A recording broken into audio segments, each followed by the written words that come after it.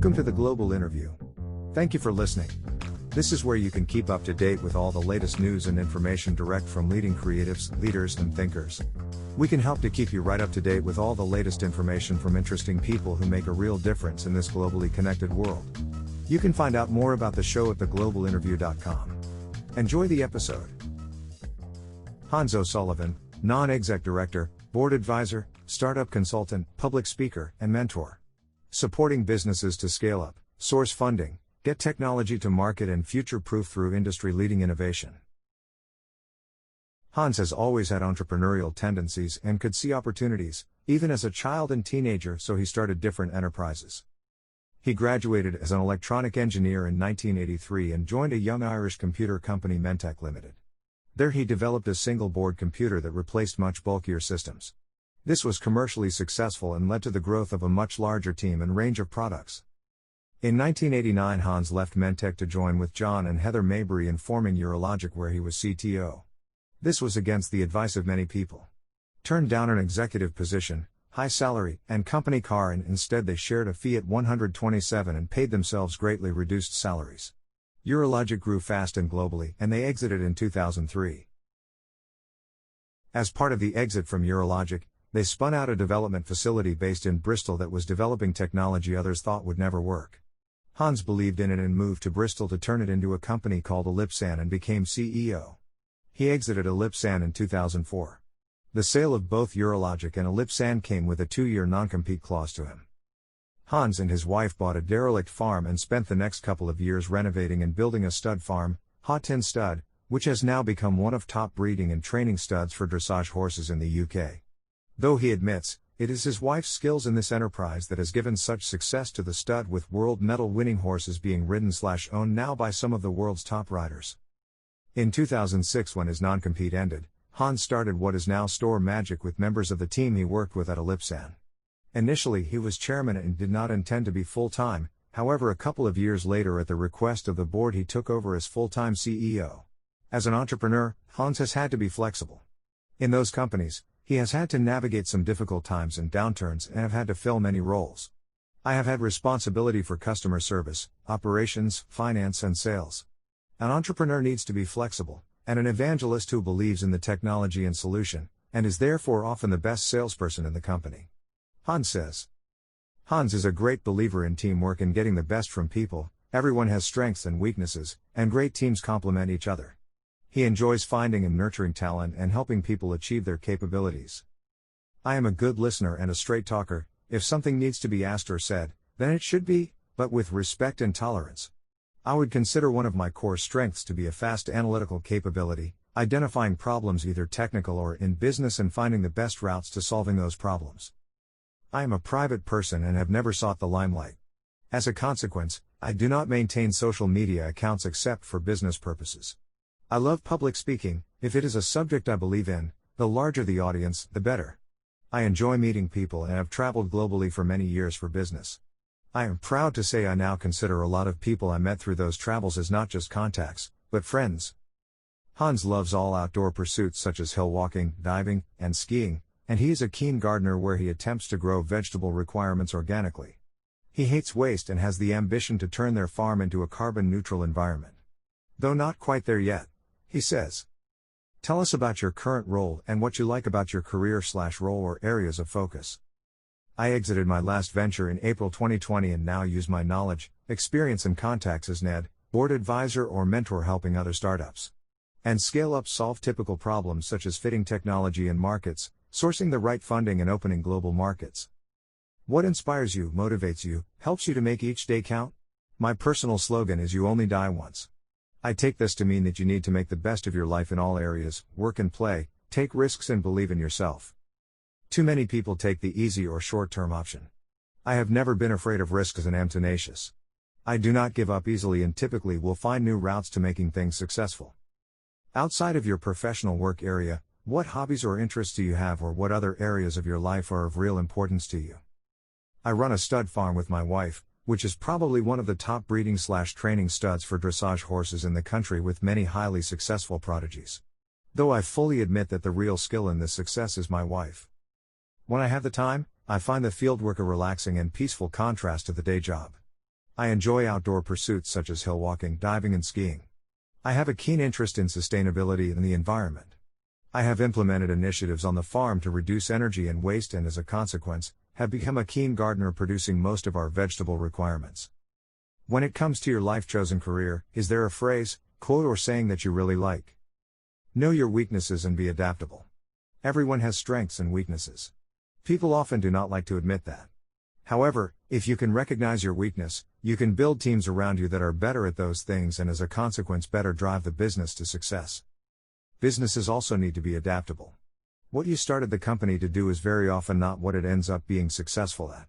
Recognizing what the true assets are within the technology and business and identifying more robust markets needing those solutions is one of my critical skills, which has helped drive my companies to success. What are you most proud of in your life? Spotting and nurturing young talent. I get great pleasure in seeing some of the careers and industry-leading positions now held by employees that started their career in one of my companies. I have always tried to nurture and advance these talents and encourage them to not be afraid to make decisions. I give 2 rules: if you make a mistake, A. Tell me first, often I can resolve this mistake, especially if a customer is involved, as often a phone call from me can quickly resolve the problem. B. Do not make the same mistake twice, learn from them. What do you wish you had known when you started out? Sometimes to be a bit more cautious. I look for the best in people and give them my trust. This has backfired on me a couple of times and has led me to better investigate opportunities before committing. Who do you most admire in business, academic, or creative circles? 2 people. I have tremendous respect for Dr. Michael Pierce, originally a university lecturer in Trinity College Dublin and then an entrepreneur in starting Mentec Limited. I consider him the father of the indigenous IT industry in Ireland. And secondly, John Mabry, who I met in Mentec, who later became my business partner in Urologic, Ellipsan, and others. What companies, brands, or institutions do you like or do you think are getting it right? Quite a difficult one. There are many companies and brands I admire, typically ones that drive innovation. Very often, however, as they become successful, they start to focus more on owning or manipulating the market for their benefit, and then I no longer admire them. Key companies I have at one stage admired include Apple and HP, before the E, and, going back a few years, Ken Olsen and Digital. I also admire brands that try and make a difference to the environment, and would actively support them. What is the best advice you have ever received? You have 2 ears and 1 mouth. Listen, learn from others, but don't be afraid to make the right decision. What drives or motivates you each day in a work environment? I am motivated by success, and knowing you can make a difference. If I see something that needs to be done or is not being done well, my natural instinct is to say, well, I'm going to change that. A lot of my businesses were driven from that. What are your thoughts on the future of social media? I do not use social media for private purposes. I maintain a Facebook account for business reasons, to be able to access other business accounts, but seldom go there. Social media in the business world has a strong role, and I use it there extensively, especially LinkedIn. It also has an important role in disseminating information in situations that otherwise would be hidden from the world. It can also be dangerous, in that, it is easily manipulated for the wrong reasons. These are conflicting requirements pointing both to the need for more controls, and less. What is your favorite social media platform, and why? LinkedIn. I use it as a business tool to maintain strong contacts, though I do not believe in portfolio building for the sake of it, and I am quite careful in who I accept as contacts. Unfortunately, a lot of approaches are either from recruiters trying to access my database, or yet another person trying to sell to me, rather than a business contact with benefit for both. Do you have a mentor, or have you ever been a mentor to anyone? I do not have a mentor.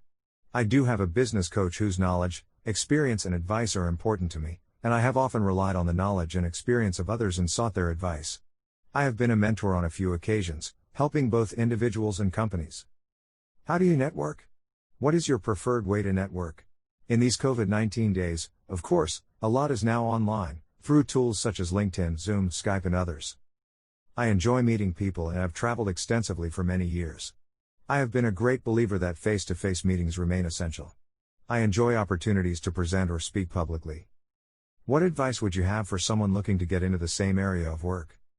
Don't think you can do everything yourself, bring in good talent when you can afford to do so, trust your instincts and believe in yourself. If you don't, others won't either, and the enterprise will fail. Look after the customer and be honest with them. More than anything, he needs to know you care. Problems can be the best sales tool. If something goes wrong and you respond fast, they will trust you for the future and become a loyal customer. What do you feel is the most common reason for people failing or giving up? My most successful enterprises are ones where I had strong, trustworthy business partners. Things will always go wrong. Being able to share those moments, yet bouncing back the next day is very important. Also, the lack of flexibility. Most companies start with a great idea but expect the market to come to them. Very often, the technology they developed would better fit a different market. Recognizing this, finding that market and adapting the solution to fit that market is a skill that not many have. How do you define success, and what lessons have you learned so far that you could share with our audience? There are many ways of measuring success, not all of them financially based. However, most of them are based on the recognition of their peers, which could be through awards, a successful exit, a patent grant or other means. Fundamentally, these really reflect the recognition of your peers. The main lesson I have learned is perseverance. If you believe, then persevere, you will get your fair share of luck, good and bad, and it is important to recognize the good luck when you see it and grasp it. It is not always obvious but is often a defining moment. What skills do you feel have helped you to become successful? Adaptability, fast analytical thinking, recognizing my own weaknesses and listening to others with more experience. Not afraid to make tough decisions. Thank you for listening to this interview on The Global Interview. You can join the Global Interview newsletter at theglobalinterview.com. Thank you for listening to this episode from The Global Interview. We appreciate your support. If you would like to find out more, please visit theglobalinterview.com.